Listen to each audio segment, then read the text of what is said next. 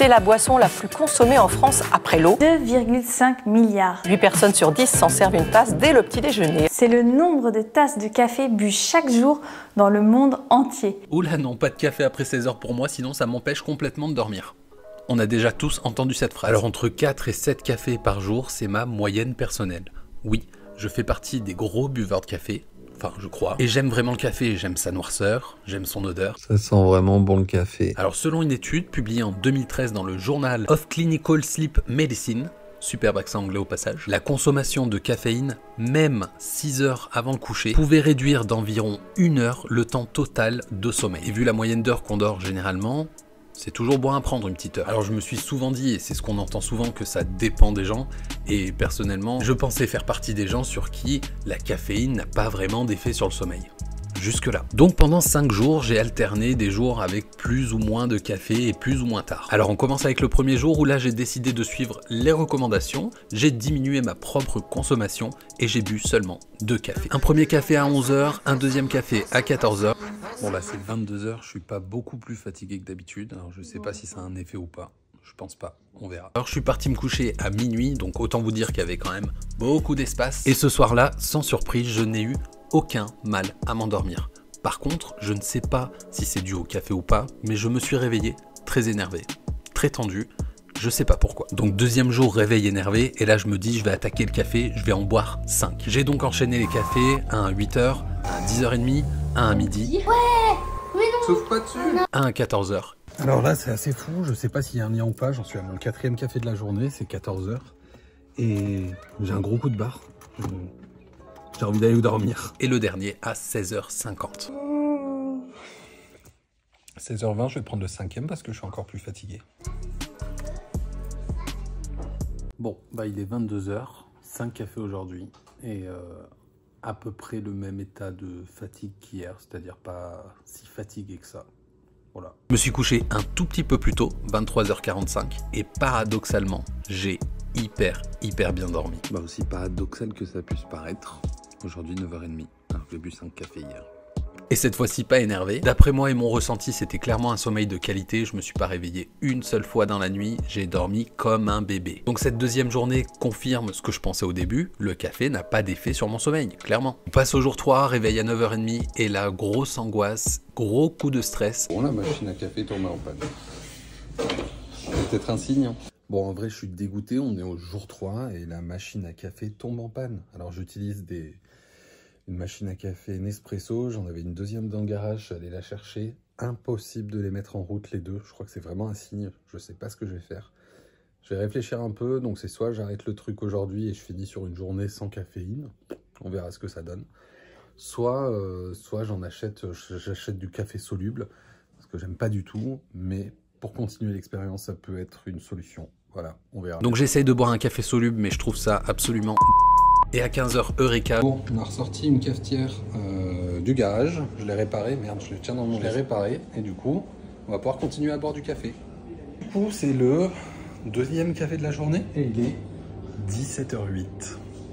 On va essayer d'en boire un peu plus ce soir pour voir s'il y a un effet différent. Donc en ce jour particulier, je n'ai bu que 3 cafés, dont un café soluble aux alentours de 10 h qui était absolument immonde, un deuxième café qui était bien meilleur à 17 h 15 et un troisième café à 21 h 30 pour voir s'il va y avoir un petit effet sur mon sommeil. Et là, c'est le drame. Je me couche à minuit, je sens que je suis un petit peu excité, mais je me dis je vais lire un petit peu comme ça, je pense que ça va clairement m'endormir. Quand les lignes commenceront à faire comme ça, c'est que ce sera bon.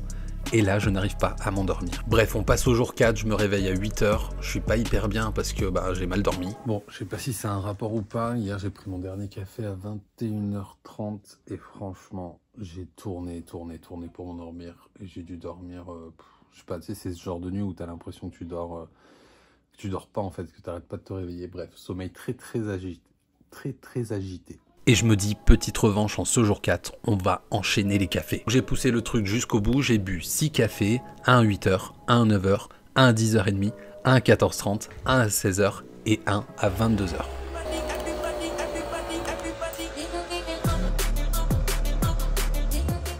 Bon là c'est 22 h, du coup c'est le 4 ou 5e café je crois. Je crois que je compte plus au bout d'un moment. Là c'est vraiment le test pour voir si hier c'était exceptionnel. Je l'ai bu à 21 h 30 ça m'a empêché de dormir. Je sais pas si c'est ça ou pas. Ce soir, je suis un peu plus fatigué. Du coup, on va voir si ça a le même effet qu'hier. Allez, minuit, il est temps d'aller se coucher et... Il est 1h28. La lumière qui m'éclaire là, c'est la lumière de la lune. Du coup, je me demande, c'est le café ou c'est juste la lune? Je sais pas. Ce qui est sûr, c'est que c'est le deuxième soir où j'arrive pas à dormir. J'ai tourné en rond, tourné. J'ai fini par m'endormir, je ne sais pas quelle heure c'était et je crois que j'ai justement pas regardé parce que j'avais très peur. Et je me suis réveillé à 9h. Donc ça fait 2 nuits après des cafés à 21h où vraiment, je me sentais pas reposé du tout. Et au jour 5, je me suis dit, bon, on va se calmer un peu sur les cafés, j'ai besoin de dormir. Donc j'en ai pris un à 9h, un autre à 11h et un dernier à 15h30. Bon, il est 16h, on est au jour 5. Les 2 dernières nuits, j'ai franchement pas beaucoup dormi. En tout cas, c'était pas un soleil de qualité. Et là, je voulais me reposer un peu parce que je suis éclaté. J'ai pris 3 cafés aujourd'hui. Et en fait, malgré le fait que je sois mort, j'arrive pas à dormir. Je suis allongé, je suis bien, je suis fatigué. Mais j'ai ma tête, mon cerveau qui tourne. J'ai mon cerveau qui tourne et j'ai mon corps aussi qui est excité. Bref. Voilà.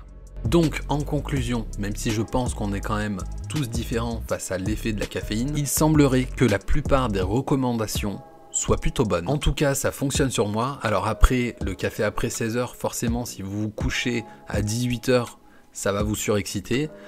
En soi, les cafés après 16h, de mon côté, ça m'a pas vraiment beaucoup fait de mal. Par contre, ceux qui étaient à 21h et couchés à minuit, là c'était très compliqué. Donc c'est pas tant l'heure à laquelle tu vas prendre ton café qui est importante, mais l'heure à laquelle tu vas te coucher. Bien joué Sherlock. Alors comment concilier amour du bon café et sommeil? Eh ben dans un premier temps, comme on l'a vu, il faut surveiller le timing. Dans un deuxième temps, j'aurais dit de surveiller la quantité de café, mais comme je l'ai vu à travers cette expérience, la quantité de café n'a pas vraiment eu un impact réel sur mon sommeil. Là où vraiment il y a eu un impact, c'est quand je les ai pris très tard. Donc le café, c'est un peu comme toutes les choses bonnes dans la vie, disons que c'est à consommer avec modération.